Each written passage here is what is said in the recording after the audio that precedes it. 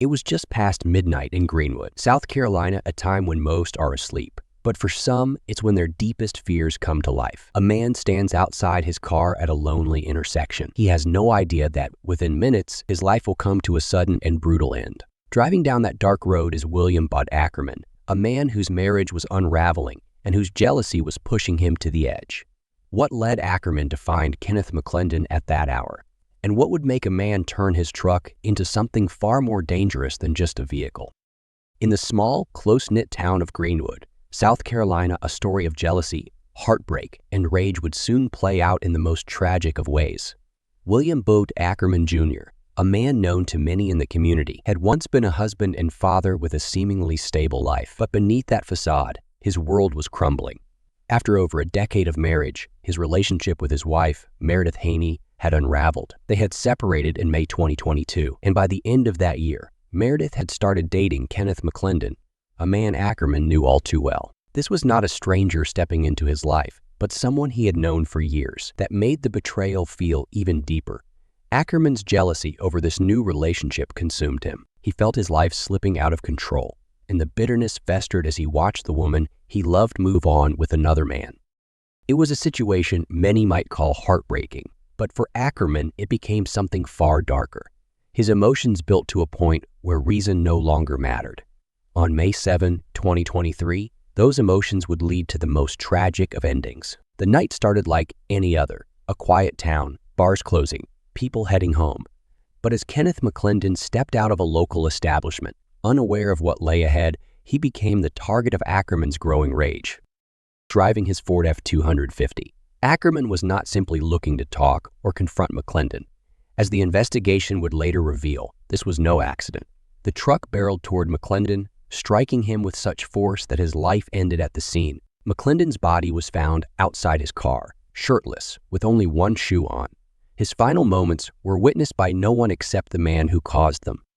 The marriage of William Bud Ackerman Jr. and Meredith Haney had once been the picture of a typical Southern family. Married for over a decade, the couple shared 3 young children, and to outsiders, their life in Greenwood, South Carolina, seemed stable. But behind closed doors, their relationship was unraveling. By May of 2022, they had separated, the weight of years of tension and unresolved issues pulling them apart. Meredith had moved on, her heart finding solace in another man, Kenneth McClendon, someone Ackerman knew well. It was this new relationship that would set the stage for the tragedy to come.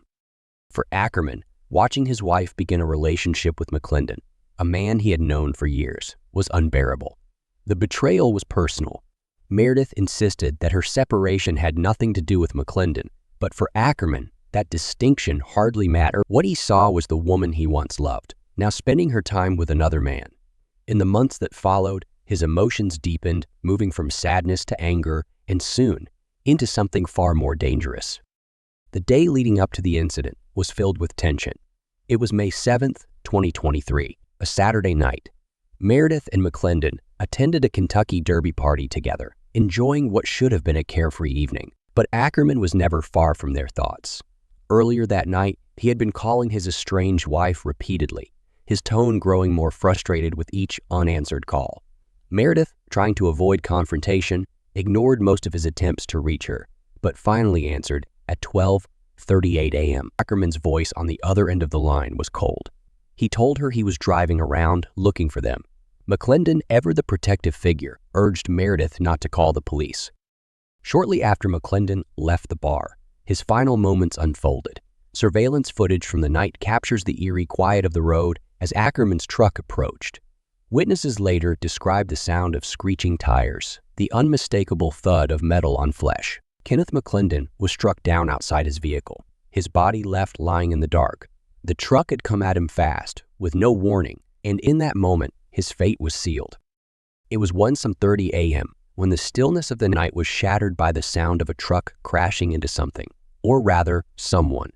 Kenneth McClendon had stepped out of his vehicle at an intersection in Greenwood, South Carolina, unaware of the danger speeding toward him. Moments earlier, he had been in a heated confrontation with William Bud Ackerman, a man fueled by the anger of seeing his estranged wife with another man. Ackerman, driving his 2019 Ford F-250, had circled the area. He wasn't just looking for an argument or a way to vent his frustration.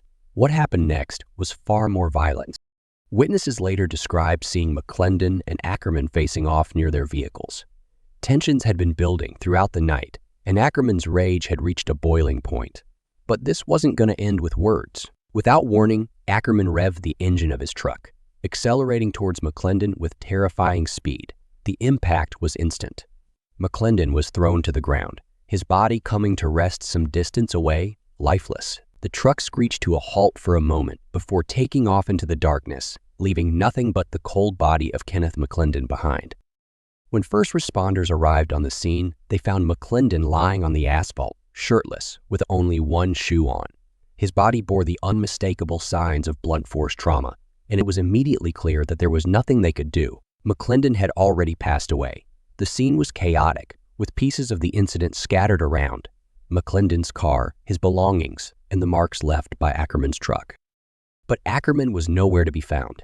As authorities searched the area, it wasn't long before they discovered where he had fled. Less than half a mile away, at his parents' home, Ackerman was located. The 2019 Ford F-250 was parked outside, its hood dented, a smear on the windshield and a palm print on the side, chilling evidence of what had transpired that night.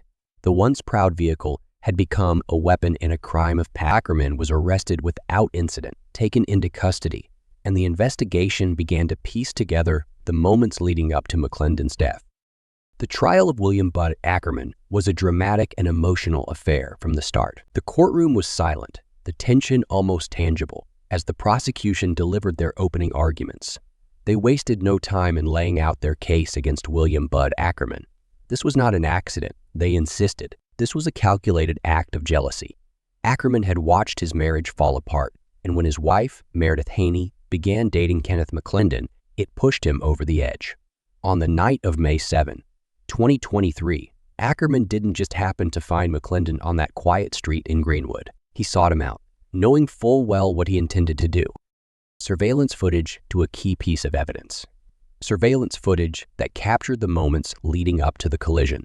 Ackerman's Ford F-250 didn't merely clip McClendon's vehicle. It sped directly towards him. There was no swerve, no sign of avoidance. The state argued that Ackerman's actions were driven by months of pent-up anger, jealousy, and resentment. The truck wasn't just a mode of transportation. It had become a weapon, and in those final moments, Ackerman's intent was clear. The defense, however, had a different story to tell. They claimed Ackerman never meant to kill anyone.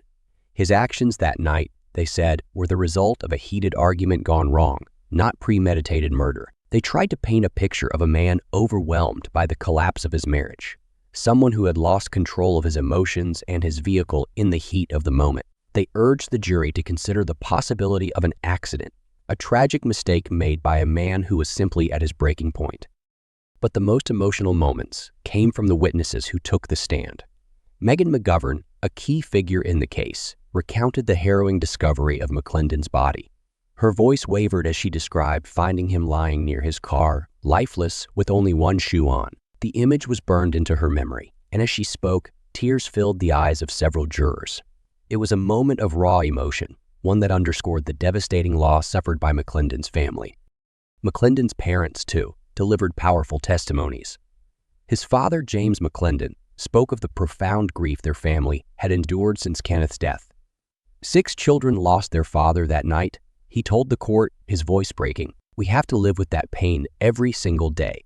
His mother, Carrie McClendon, once held out hope that the tragedy had been a terrible accident. But as the evidence mounted, she too was convinced that Ackerman had intended to kill her son. The jury watched as the state presented photo after photo of the aftermath: the crumpled vehicle, the blood-stained street, and the undeniable marks of violence. The Ring doorbell video played for the court added a chilling layer to the narrative, capturing the impact in real time. The defense struggled to counter the weight of this evidence, but they persisted, asking the jury to see Ackerman as a man who made a terrible, unintended mistake. After days of testimony and emotional outpouring from both sides, the jury was tasked with deciding Ackerman's fate.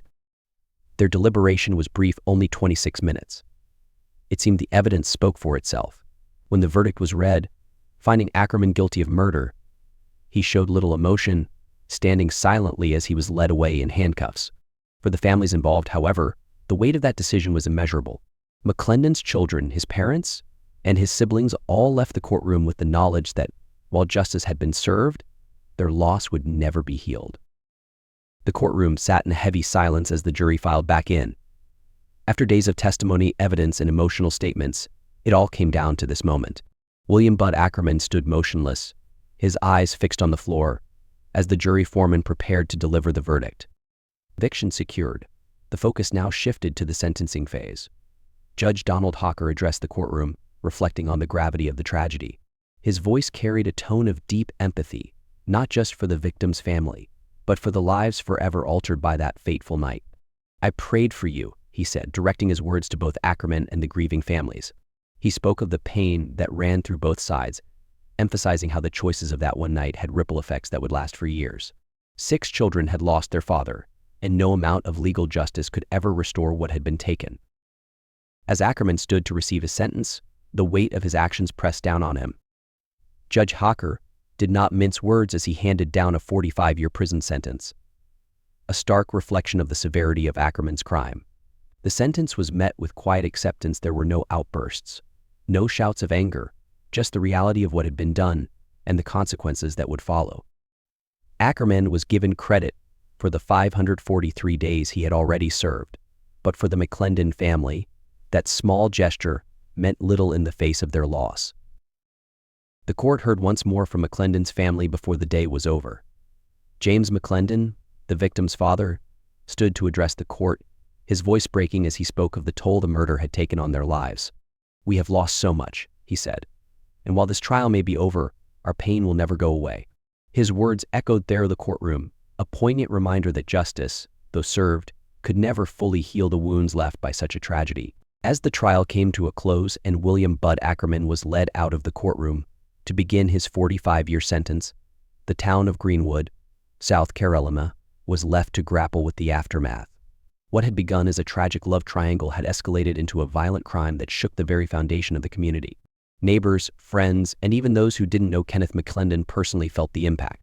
This wasn't just another headline, it was a deeply personal story for a small town where everyone knew someone connected to the case. For the McClendon family, the pain of losing Kenneth would never fade. His children would grow up without their father, and his parents would forever carry the burden of outliving their son. But it wasn't only the McClendons who bore the weight of this tragedy. Ackerman's own family, too, was shattered. His children, who once saw him as a father figure, were now left to reconcile the image of the man they knew with the reality of his actions. Beyond the families, the case reverberated throughout the town. Conversations in local shops, schools, and churches inevitably returned to that fateful night. Some asked, could this have been avoided? Others wondered what the deeper emotional and psychological toll was on Ackerman, a man who had gone from a community member to a convicted murderer in such a short time. The violence of the act driving a truck into another human being left many unsettled, questioning how deep jealousy and despair can push a person. But as the dust settled, a lingering question hung over the town: was justice truly served? The law had spoken, but for some, there were doubts. Could Ackerman's actions be viewed as the inevitable outcome of emotional turmoil, or were they the cold, calculated decisions of a man who had simply lost control? While the jury's swift decision pointed to certainty in the eyes of the law, the complexities of human emotion and relationships left room for reflection. The tragedy was clear, but whether the legal outcome provided closure for everyone remained a question with no easy answer. Now that we've walked through the tragic events of Kenneth McClendon's death and the conviction of William Bud Ackerman, we want to hear from you. Do you think Ackerman's actions were driven purely by uncontrollable rage, or do you believe there were deeper, unresolved factors at play? Was justice served in this case, or could there have been more to consider? Let us know your thoughts in the comments below.